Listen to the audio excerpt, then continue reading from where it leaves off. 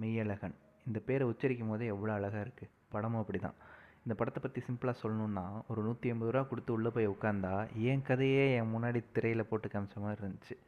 என் கதையை நான் எக்ஸாக்டாக எல்லா ஃப்ரேமும் என் கதை கிடையாது. அந்த படத்தில் வர ஒரு ஷார்ட்டாவோ இல்லை ஒரு சீனோ என் லைஃப்பில் நடந்த ஏதோ ஒரு இன்சிடெண்ட்டாக இருந்தாலே போதும், அது என் கதையாயிரும். இதுக்கு ஒரு உதாரணம் சொல்லணுன்னா, இதே டைரக்டர் பிரேம்குமார் எடுத்த முன்னாடி படம் வந்து 96. அந்த படத்தில் வந்து ஒரு சீனில் என்ன பண்ணுவாங்க, தஞ்சாவூருக்குள்ளே என்ட்ரு ஆனதுக்கப்புறம் அவன் ஸ்கூலை டக்குன்னு பார்த்தோன்னே, நான் போய் ஸ்கூலுக்குள்ளே பார்த்துட்டு வரேன்னு சொல்லிட்டு கார்லேருந்து இறங்கி அந்த ஸ்கூலுக்குள்ளே போயிட்டு இருக்கும்போது அங்கே ஒரு பைப் இருக்கும். அந்த பைப்பில் போய் தண்ணி குடிப்பார். எனக்கு அந்த ஷாட்லேயே எனக்கு அது நான் கொடுத்த ₹150 முடிஞ்சு போச்சு. ஏன்னா எங்கள் ஸ்கூலில் வந்து 12:35க்கு லஞ்ச் பிரேக் அடிக்குது அப்படின்னு சொன்னால், எல்லோரும் லஞ்ச் பேக்கெலாம் எடுத்துகிட்டு வந்து இல்லை சத்துணவில் சாப்பாடு வாங்கிட்டு வந்துட்டு ஒவ்வொரு மரத்தடி கீழேயும் உட்காந்து வட்டமாக உட்காந்து ஒரு குரூப்பாக உட்காந்து சாப்பிட்டுட்ருப்போம். அப்போ நாங்கள் மட்டும் சாப்பிட மாட்டோம். எங்கள் ஸ்கூலுக்குள்ளே மேய்கிற ஆடு, மாடு, நாய் எல்லாம் அங்கனக்குள்ளே தான் தெரியும். அதுவும் எங்கள் பக்கத்தில் கொஞ்சம் நாங்கள் சிந்தின சாப்பாடு இல்லை நாங்கள் கொட்டுவோம். அது கொஞ்சம் அதுங்களெல்லாம் சாப்பிட்டு எல்லாம் முடிச்சுட்டு டிஃபன் பாக்ஸ்லாம் எடுத்துகிட்டு குரூப்பாக அப்படியே போனோம்னா அங்கே ஒரு பைப் இருக்கும். அந்த பைப்பில் வந்து அங்கேயே பாத்திரம் கழுவி கை கழுவி அந்த தண்ணியை குடிப்போம். அது குடிக்க தகுந்த தண்ணி தான். ஸோ அந்த தண்ணியை அந்த தண்ணியை எப்படின்னா அந்த படத்தில் காட்டுற மாதிரி தான் குடிப்போம். அந்த அமுக்கி அப்படி நெஞ்சு அப்படி ஒரு குடிப்போம்.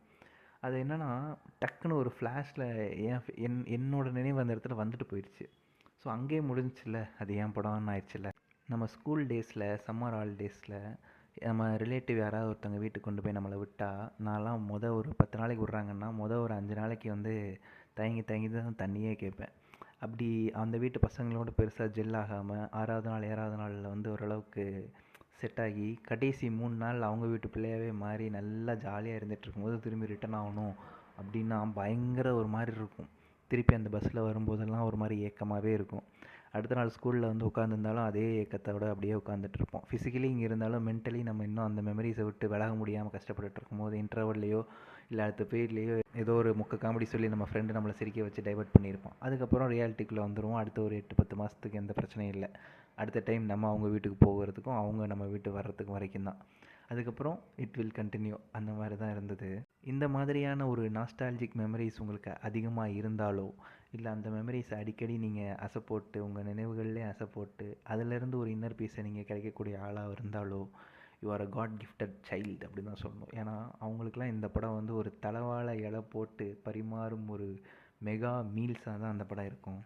அந்த சின்ன வயசில் எந்த ஒரு எதிர்பார்ப்பும் இல்லாமல் ரொம்பவே யதார்த்தமாக எல்லார் மேலேயும் நம்ம காட்டுற அன்பு, மனுஷங்க மட்டும் இல்லாமல் ஒரு நாய், பூனை, மாடு, ஒரு மரம், செடி, கொடி இது மேலே எல்லாத்துலேயுமே நம்ம வந்து அவ்வளோ அன்பு காட்டிகிட்டு இருந்திருப்போம்.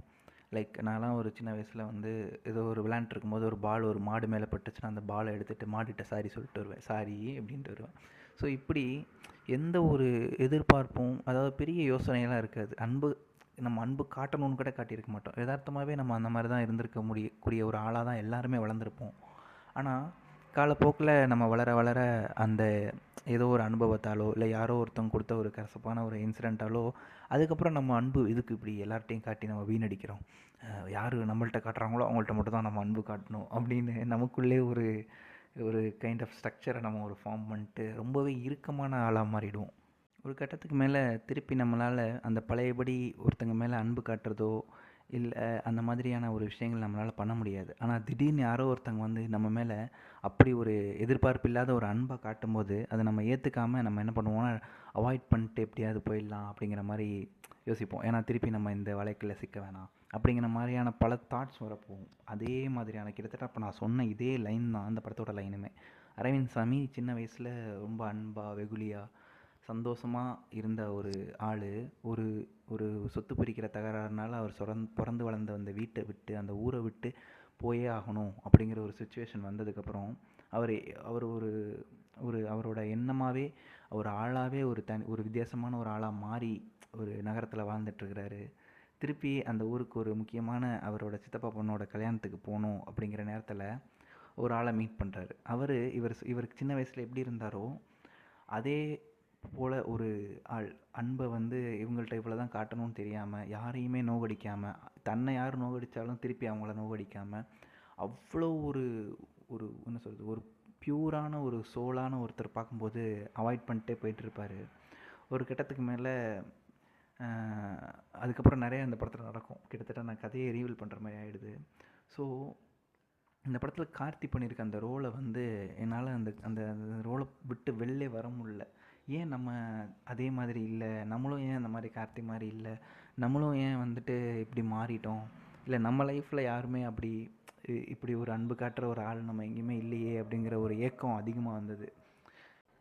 படம் முழுக்க ஏதோ ஒரு காரணத்துக்காக என்ன அறியாமலே கண்ணீர் வந்துட்டே இருந்துச்சு. கிட்டத்தட்ட this is the river of my tears அப்படிங்கிற மாதிரி கண்ணீர் வெள்ளம் ஓடுற அளவுக்கு நான்லாம் பல சீன்ஸில் அழுதேன். ஆனால் ஏன் அழுதுன்னு எனக்கே தெரியல. ஆட்டோமேட்டிக்காக அப்படி ஒரு எமோஷ்னலான ஒரு கனெக்டடாக இருந்துச்சு அந்த கார்த்திக் கேரக்டரை பார்க்கும்போது.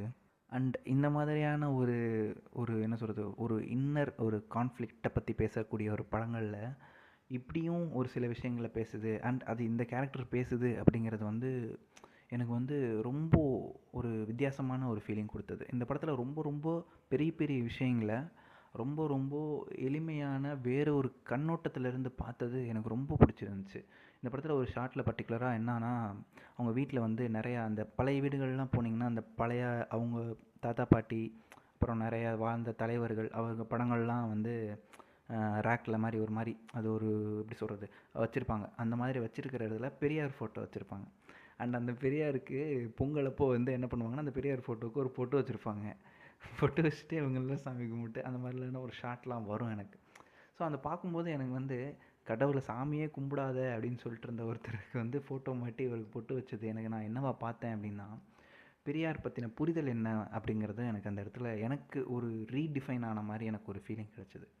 அந்த மனுஷன் சாமியே கும்பிடாத அப்படின்னு சொன்னார். ஆனால் ஏன் சாமியை கும்பிடாத அப்படின்னு சொன்னதுக்கு பின்னாடி காரணம் என்னென்னா, நீ கோயிலுக்குள்ளே வரக்கூடாதுன்னு சொல்கிறானா, அப்போ அந்த சாமியே உன்னைய காப்பாற்றலை, அப்புறம் எதுக்கு நீ அந்த சாமியை கும்பிட்ற அப்படின்னு சொல்லி தான் சொன்னார் அப்படிங்கிறது வரலாறு.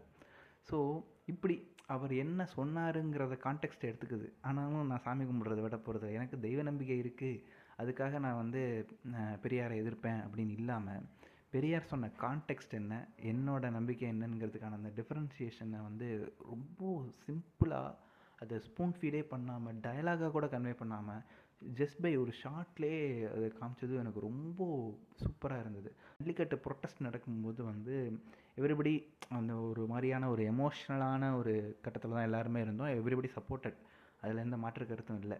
பட் அந்த ஜல்லிக்கட்டு என்னவா, அது ஏன் அப்படி ஒரு முக்கியமான விஷயமா இருக்குது அப்படின்னா, அந்த எதிர்த்து கேஸ் போட்ட பீட்டாவாக இருக்கட்டும், இல்லை இன்றைக்கி வரைக்கும் அது மேலே ஒரு எதிர்கருத்து இருக்கிறவங்களா இருக்கட்டும், அந்த ஜல்லிக்கட்டு காளைகளை அவங்க வீட்டில் எப்படி வளர்க்குறாங்க அப்படிங்கிறத ஒரு தடவை அவங்க வந்து எக்ஸ்பீரியன்ஸ் பண்ணி பார்த்துட்டாங்கன்னா அதை பற்றி பேச மாட்டாங்க.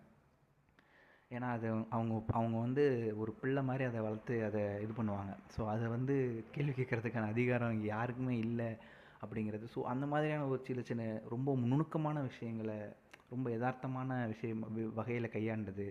அது மட்டும் இல்லாமல் எல்டிடி பற்றி பேசுகிறது, அந்த எல்டிடி பற்றி கார்த்தி பேசுகிற அந்த ஒரு விஷயம், தூத்துக்குடி துப்பாக்கிச்சூடை பற்றி பேசும்போது இப்படி அந்த ஒரு ஒரு ரொம்ப பெரிய அரசியல் படுத்தப்பட்ட விஷயங்களுக்கு பின்னாடி இப்படி அந்த விஷயத்தை எப்படி அணுகுறான் அப்படிங்கிறத அந்த கான்ட்ரடிக்ஷன் வந்து எனக்கு பயங்கரமாக ஸ்க்ரீனில் ஒர்க் அவுட் ஆச்சு. ஆனால் நிறைய பேர் இதை ஒரு கிரிட்டிசிசமாக சொல்கிறாங்க, இந்த படத்தில் எதுக்கு இது அப்படின்னா, அவன் அதை என்னவா பார்க்குறான் அப்படிங்கிறது தான் அந்த இடத்துல காட்டியிருக்காங்க.